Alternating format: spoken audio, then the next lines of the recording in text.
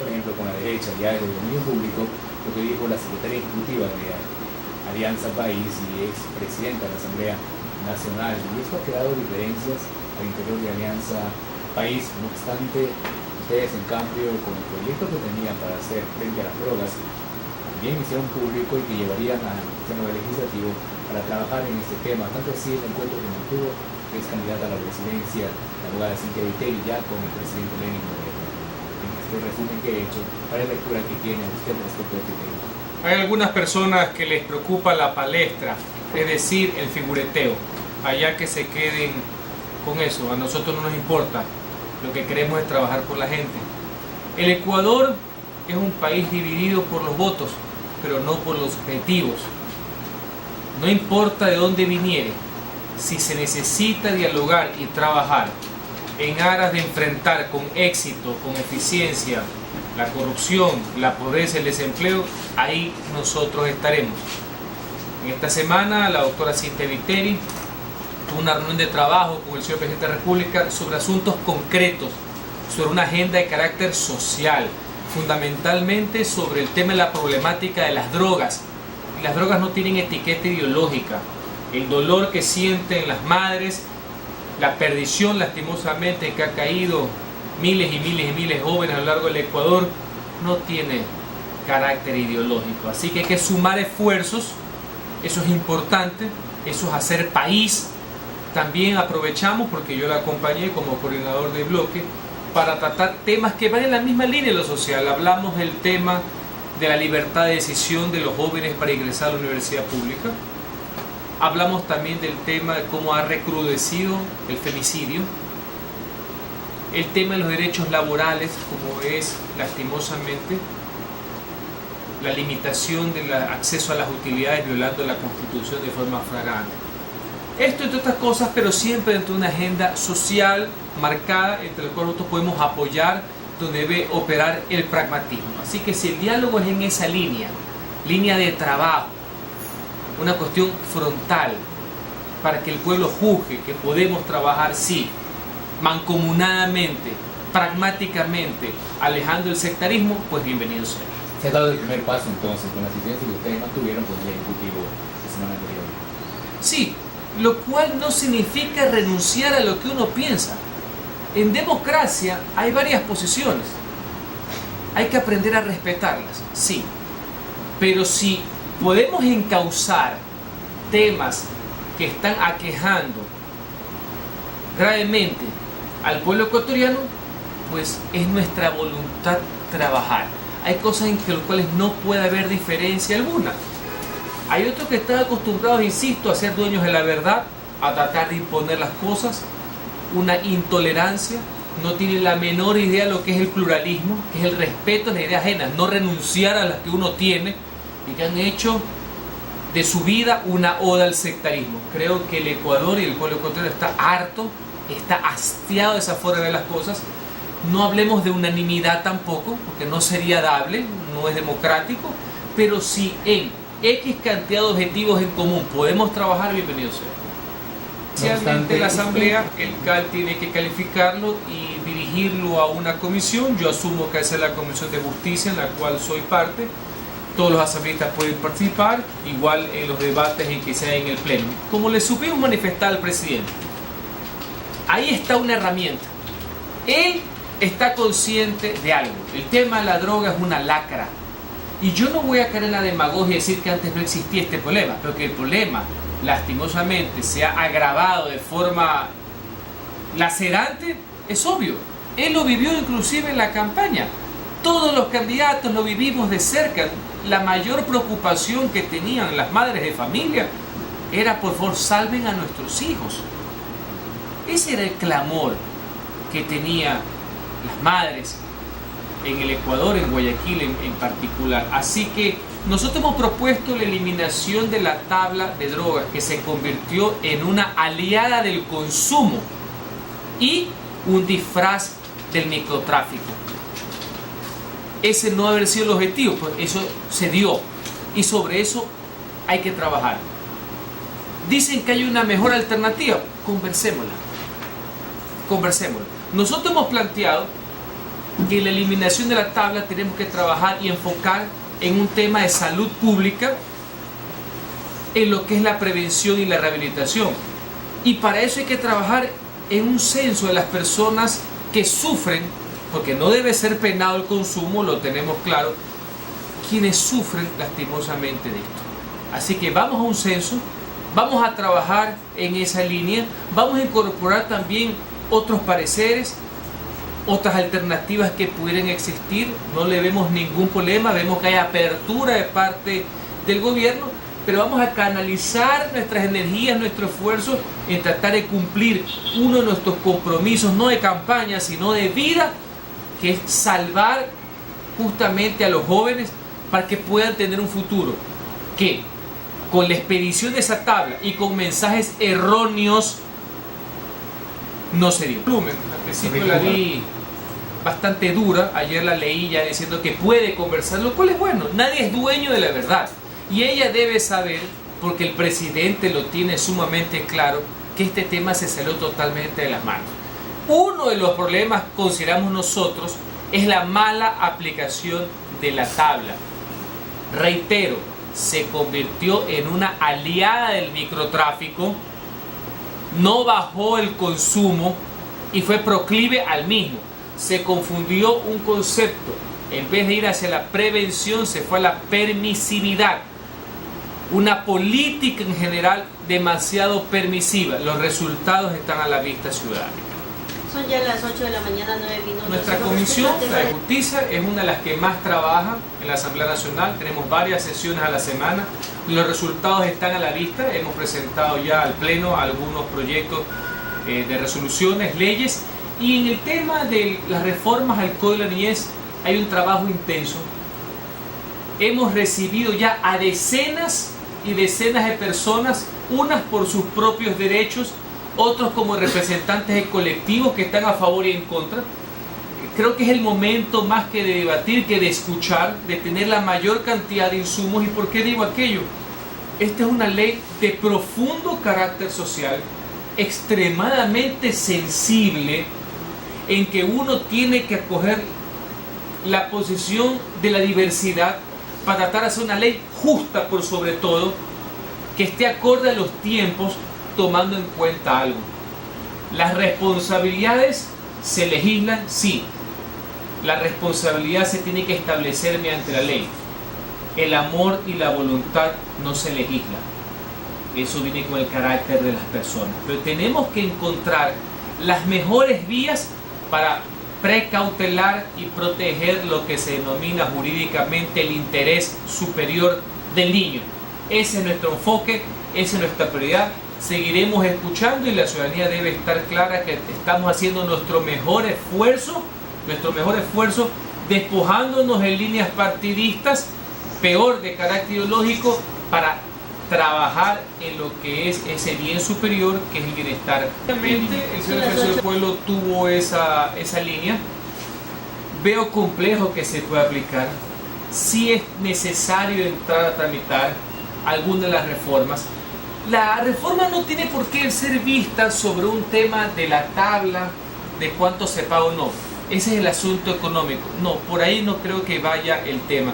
La tenencia compartida es un asunto serio, complejo. Algunos solo lo ven como el tema de que el niño pase unos días con la madre, otros días con el padre. De ahí vienen las quejas de que puede llamarse los niños mochila, que no tienen un sentido de pertenencia, por un lado. Y también la otra queja es que los padres solo ven cierta etapa del niño. O sea, el sábado cuando lo sacan a pasear, cuando van a un patio de comidas, o cuando van al fútbol y ven los goles de Barcelona en Melec, que es una instancia de esa vivencia, no la del día a día, la levantada, la ir al colegio, la de preparar el desayuno, la de estar pendiente de cuando uno se enferma, etc. Teniendo esas dos posiciones, inclusive que rayan en la polarización, hay una vía que también explican, porque esto es un tema muy académico también, que la tenencia compartida no solamente es un tema de tiempo, es un tema de toma de decisiones, de que tanto el padre y la madre tengan corresponsabilidad en esa toma de decisiones para el mejor bienestar de los niños. En todo caso, se están haciendo foros, se están haciendo talleres de todo orden para tratar de tener los mayores elementos, insisto, para que esto sea una herramienta de bienestar del niño y no un ajuste de cuentas entre los padres. 8 de la mañana, 13 minutos, se luego completamente la función del sector. Sí, por supuesto. Esta es una de las vías que se ha planteado para cerrar de una vez por todos la problemática, los conflictos de límites que hay entre provincias y o cantones del país, para zanjar de una vez por todas esas diferencias, y eso responde a un mandato inclusive de carácter legal. En algunos casos se ha avanzado por mutuo acuerdo, otros inclusive por consulta popular, acordémonos el caso de la Manga del Cura, por citar un ejemplo, y el resto en base a un informe del CONALI, que no es perfecto, valga la aclaración. Van todos estos casos dentro de un gran grupo y viene una ley final, porque todo esto se aprueba por ley, en este caso siempre por iniciativa del Ejecutivo. Esa es una prerrogativa, una potestad que tiene la Presidencia de la República, que en temas de límites solo el Presidente de la República tiene la iniciativa de carácter legal, al mismo el proyecto. Como todo, puede ser sujeto de mejoras. Hay algo que le preocupa a muchos prefectos. Para bien o para mal, ha sido el trabajo consensuado de muchísimo tiempo, porque esto no lo hicieron el día de ayer. Exactamente. En el caso de Guayas, que yo por obligación ante mi pueblo, por conciencia, no solamente porque me lo dice una autoridad, debo estar consciente de que el respaldo es permanente desde siempre, con ningún devaneo, sino frontal. Le voy a poner un ejemplo. En el tema del Piedrero se le da la razón básicamente a el Cantón El Triunfo. Me parece bien, es la provincia del Guayas. Yo tengo que defender ese postulado, tengo que defender esa actitud, y cuando pase el pleno de la asamblea se escuchará nuestra voz. Así que el prefecto, sí, pero fundamentalmente el pueblo guayasense debe estar claro que los asambleístas de las 6 María Guerrero, no en membrete, no en tweet, sino en el día a día, jamás los vamos a traicionar. Otros temas, el juicio político al segundo mandatario, ya se logró, se concretó, se considera que existen para que pueda pasar esos 3 filtros y sea finalmente llamado al juicio político por el plazo. Si nosotros no hubiéramos considerado que el señor vicepresidente tiene responsabilidad política por todo lo que ha sucedido en los sectores estratégicos, por el festín petrolero, la farra a costillas del pueblo ecuatoriano, no hubiéramos suscrito pues el referido documento. Lo hicimos. Las 16 firmas del bloque del Cambio Positivo, Madre Guerrero, Tiempo del Cambio, Partido Social Cristiano y Movimiento Conservador, están consignadas en ese documento. Nosotros consideramos que el señor vicepresidente debe ser llamado a juicio político una vez que pasen estos filtros que usted comenta, tanto el Consejo de Administración de la Legislatura, la Corte Constitucional y la Comisión de Fiscalización. Son 3 filtros para que haya juicio político. Las firmas que se presentaron es el inicio del trámite tendiente a que exista un juicio. El juicio solo hay el día que lo califique la Comisión de Fiscalización, donde, para variar, el oficialismo tiene mayoría. Al final de cuentas, estimados oyentes, esto, más allá de las razones que creo que existen y nos asisten, es un tema de votos. Recordemos que la valoración aquí es política. Este no es un juicio penal, es político, de responsabilidad. Una de las facultades que tiene el Parlamento y cuyas causales, en el caso del presidente y vicepresidente, se encuentran consignadas en el artículo 129 de la Constitución de la República. Por ahí, cuando les interesa al oficialismo, hablan de pruebas penales, de pruebas de ilícitos. Están confundidos. Eso es en la Fiscalía. Eso es penal. Aquí se juzga, porque los asambleístas van a ser jueces políticos, la conveniencia o no de una decisión, el sentido de la oportunidad y la responsabilidad que se tiene sobre los actos que han cometido inclusive terceros, políticos, no delitos penales. El delito político tiene una configuración distinta a la del delito penal. En el uno, en el penal, se sanciona con la libertad. En el delito político se sanciona con la pérdida del puesto. Así que se pongan a leer un poquito si es que les interesa, porque es importante cumplir con el rol que ha dado el pueblo ecuatoriano. Si mañana hubiera una responsabilidad penal del señor vicepresidente, esa sería la consecuencia de un juicio político. Tanto es así que la misma ley suprema, la Constitución, establece que no es necesario el enjuiciamiento penal para iniciar un proceso político. Y también se establece que después de un juicio político, si dentro del mismo se llegara a dilucidar que hay infracciones de carácter penal, ese va a cuerda separada. O sea, se censura a un funcionario y se manda el expediente a la fiscalía. Y tercero, les pongo un caso adicional. Cuando a un primer o segundo mandatario se le enjuicia directamente por el cometimiento de un delito y se pone una denuncia en la fiscalía, porque no necesariamente hay que pasar a sí mismo por un juicio político, el primer acto que tiene que hacer la justicia es pedir autorización a la Asamblea Nacional para que proceda el juicio penal. Y eso se hace con las 2/3 partes. Con las 2/3 partes del Parlamento se autoriza el enjuiciamiento penal de un presidente o vicepresidente. La misma cantidad de votos que se necesitan para censurarlo políticamente. Como usted ve, varias vías. Lo importante es que nadie, por más encopetado que sea, el primer funcionario de la nación hasta el último, todos somos responsables ante la ley. Y de ahí, Son ya las 8:20. prácticamente se disolvería y ya no daría más paso. Inclusive hasta se habla de un posible archivo. Pero ¿cuál es la expectativa que tienen ustedes? Bueno, Como esa visita, porque no pudo haber sido una comparecencia que reviste una serie de factores legales, se convirtió pues en un sainete donde el señor vicepresidente, con el desparpajo que le caracteriza, se burló de la responsabilidad política. ¿Y por qué digo que se burló?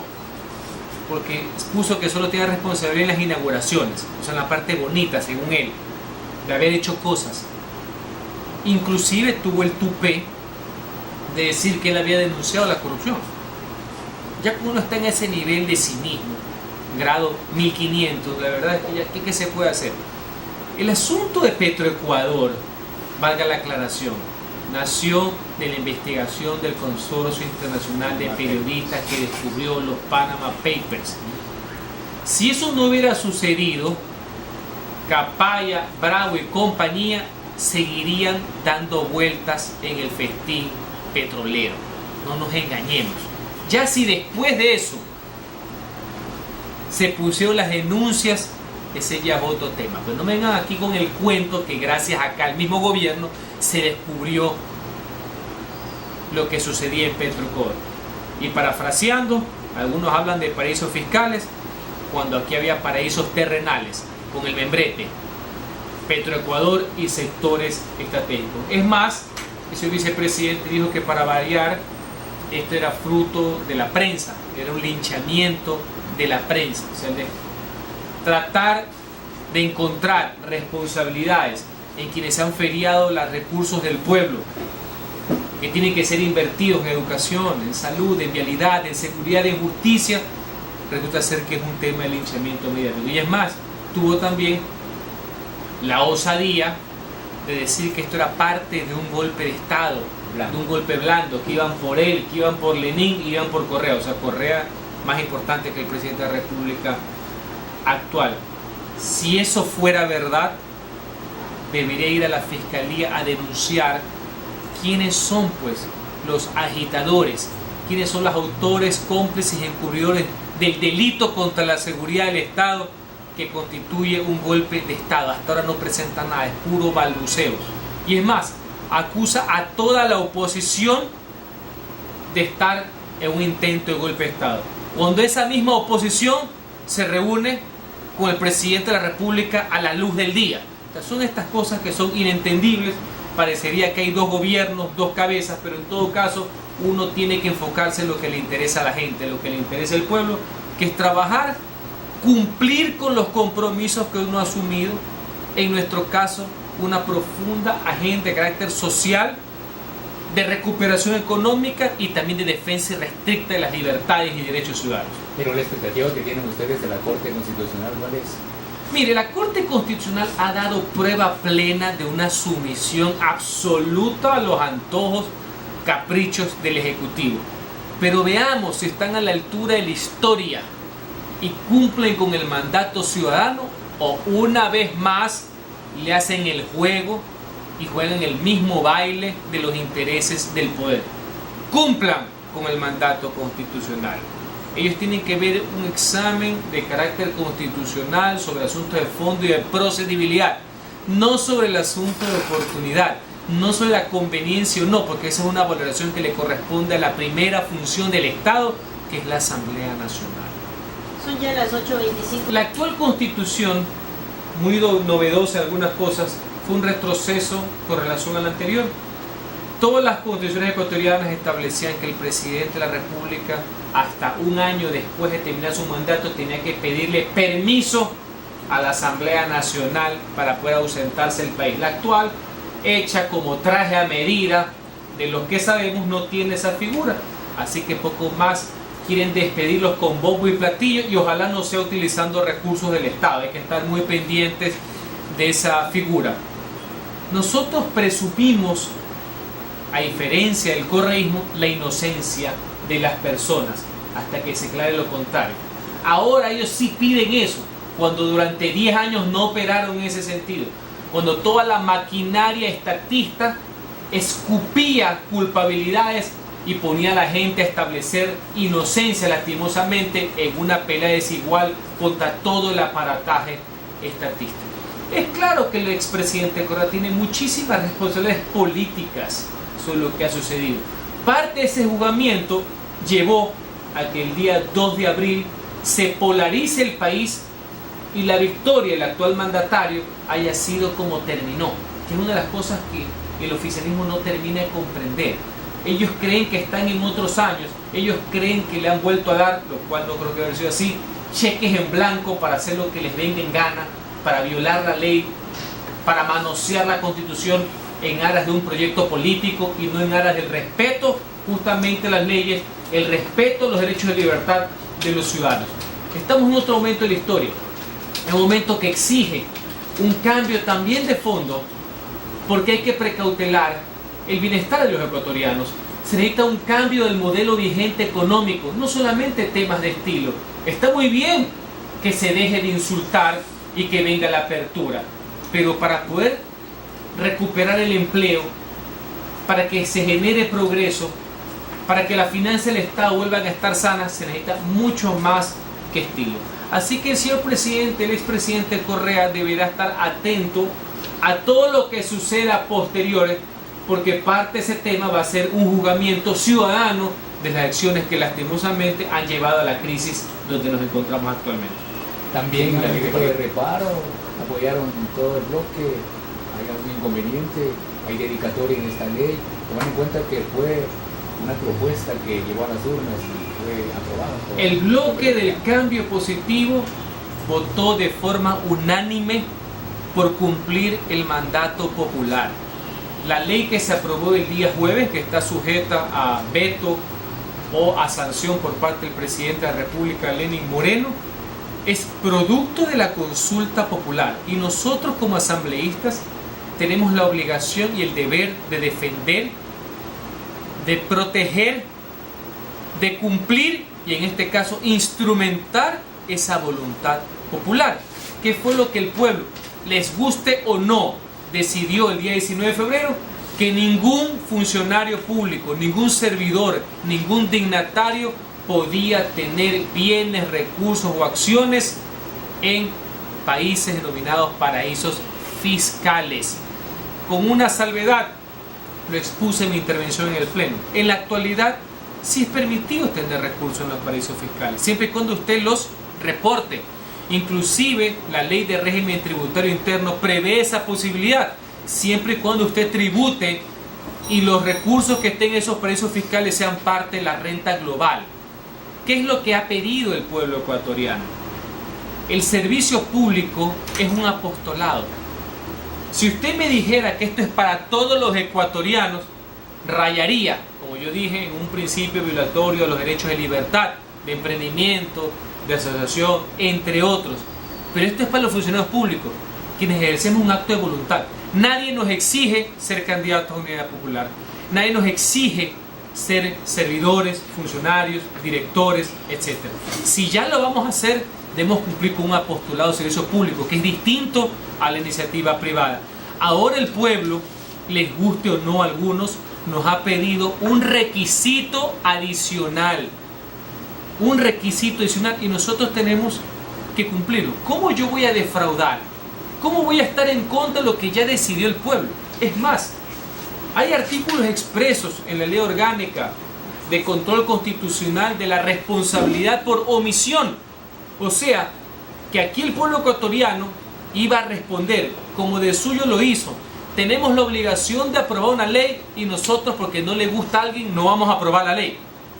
No, al revés. Nuestra labor como legisladores, difícil, porque el proyecto como vino tenía algunos errores para implementar esa decisión soberana del pueblo, fue trabajar en la comisión y tratar en lo posible de sacar la mejor legislación, la que más se ajuste al sentido de la pregunta. Y nosotros presentamos por escrito y desarrollamos en el debate algunas observaciones. La gran mayoría fue recogida. En otros se mantuvo ciertas imprecisiones de carácter legal, como por ejemplo la disposición general primera. Sin embargo, la razón de ser, y así lo sostuvimos, lo argumentamos de forma motivada, no por las calendas griegas, no por beneficiar a uno o perjudicar a otro. El bloque de las 6 María Guerrero, el bloque del cambio positivo, votó de forma unánime por honrar el compromiso por el pueblo ecuatoriano. Muchas gracias a la asambleísta del Partido Social Cristiano María Guerrero, Kenny Tucalón.